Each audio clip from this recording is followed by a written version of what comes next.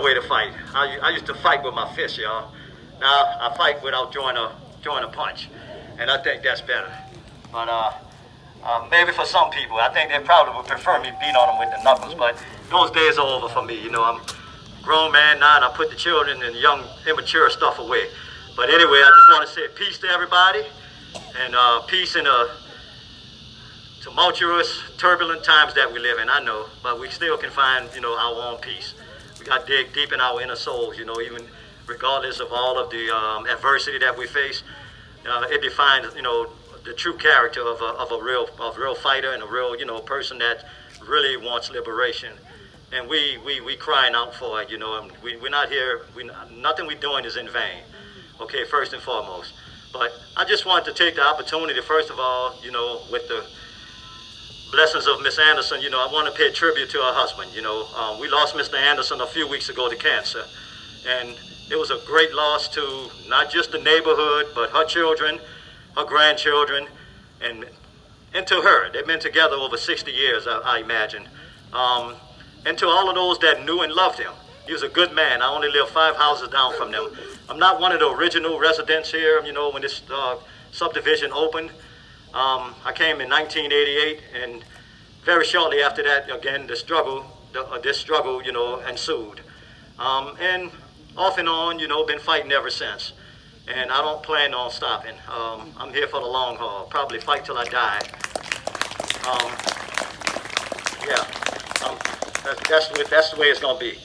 I just want to say to some people, especially some of the residents that may not agree with, and I'm not saying that there are any residents out here that disagree with what we're doing, but I do know there are some that have kind of taken another position for whatever reason, and I understand that. I'm not angry at anybody, but I stand here and I stand up and I'll fight for you also, and we will fight for you. Let me take the I out of this and say we will fight for you also, okay? And hopefully you would join in this long lasting struggle that we are in. I just want people to know one thing. It's been since this development of this neighborhood, 1980, 81, the toxins were here before we even were aware of it, okay? Of course, if we were aware of it, none of us wouldn't have moved back here, okay? So, let me stand over here. So having said that, these toxins haven't gone anywhere, y'all. They're still here. They're not going anywhere. They're over 150, 149 or so, 149, I think, or 49 which are cancer causing. And then there are no coincidences when people are getting sick. As Derek said, according to the tumor registry, we're the second highest cancer causing neighborhood in the entire state of Louisiana. All right? I think this is a pretty big state compared to this neighborhood alone. So that speaks in volumes for itself. Okay, this is real, y'all. They don't want you to believe that it's real. They want you to think that it's your lifestyle. Or those people, they smoke, they drink, they do this, they do that. Well, people do that everywhere else also, but they're not dying like the people in this neighborhood, in this community are dying. Okay? So don't fall for don't buy those wooden nickels. Please don't. Okay? They want to divert the attention away from what's going on back here. And that's part of the trickery that they're playing, okay? Put some residents against each other. Oh, well, you know what? I've been back here 40 years. There's nothing wrong with me. Yeah, there's nothing wrong with me either. But guess what? There's something if I continue to live back here, and who knows what could happen to me. Okay? I mean, let's keep it real. I'm not invincible. None of us are invincible. Okay? To keep matters, to be more clear, let me tell you something. I don't know how many people after they do their lawn, they manicure your lawn, cut your grass, what we call cut the grass. Well, when I cut my grass, I have to be mindful to come out with a hose pipe and hose everything down. Why do I do that? Because I create dust, okay?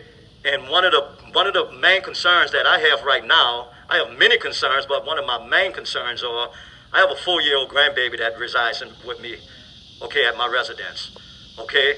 And I had my land tested by an independent tester last year. Okay, I could tell you it was startling, but it wasn't a surprise. I mean, it was startling, but not really because I knew it was there. But it is startling when you see the report. Okay, it's sobering, people. I'm telling y'all, it's sobering. We're not supposed to live on. No one is supposed to live on the type of stuff that's beneath us. Okay, it's dangerous. Okay, my main concern is my grandbaby being exposed to the high content of lead that's in the ground. Okay, they found my land in my yard to be at over 1,200 parts per million. I don't know how familiar people are with those numbers, but 1,200 parts per million is not a designated play area. Okay, it would be okay for something over there that's fenced in where nobody can access it. Okay, but my yard should be a play area for my grandbaby. Okay, we have to be mindful to keep her on the sidewalk when she plays because we don't want her going in the grass and stirring up anything. Okay, because her little fragile body, she's so vulnerable. Okay, so that's what we live with every day. Keeping her inside, and then when she comes outside, you can't run on the grass, well, especially if there are any bare spots, because we don't want her kicking up any dirt because I think there's two ways that it can get into her body. It's through her skin and ingesting it. Okay, and we don't want that because she's a little bright kid, and we don't want lead taking anything away from her development. Okay, so for those people that think that, they get, comfortable, been here, and you get too comfortable thinking that, hey, you know what, our neighborhood is no different than anybody else's neighborhood. I beg to differ. Now, maybe so, man, there may be more toxicity now since Katrina, the flood water sat. What you think, all this crap under here just stayed down there with that 2 feet barrier that they put here? They put a 2-foot barrier here, and that was supposed to be our safety net, the safety between us and what's down in the ground. All right, keep in mind the water sat here all that time, and that stuff surfaced other places. I don't know how far. I mean, I'm not a scientist apparently, but the thing is, I just want to stress to my neighbors that the toxins are not going anywhere. They're not going anywhere. You know what? They're not going anywhere until we go somewhere. And that's it, and that's what we still stand here and fight to get relocated from back here because it's the right thing to do. We wouldn't have won a judgment against the city of New Orleans if somebody didn't think that we were wronged. Okay? All of the numbers point toward what's going on back here. But yet and still, we still here. I tell people, hey, we're in a pandemic, but this is a second pandemic for us. I mean, let's face it, we've been going through a pandemic.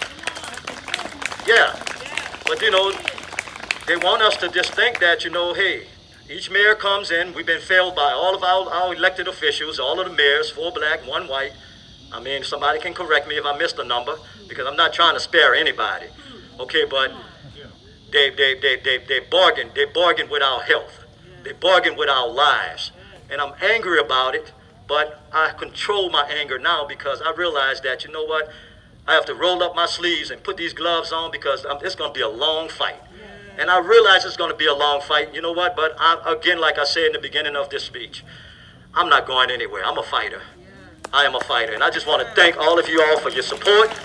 And power to the people. All power to the people. All power to the people.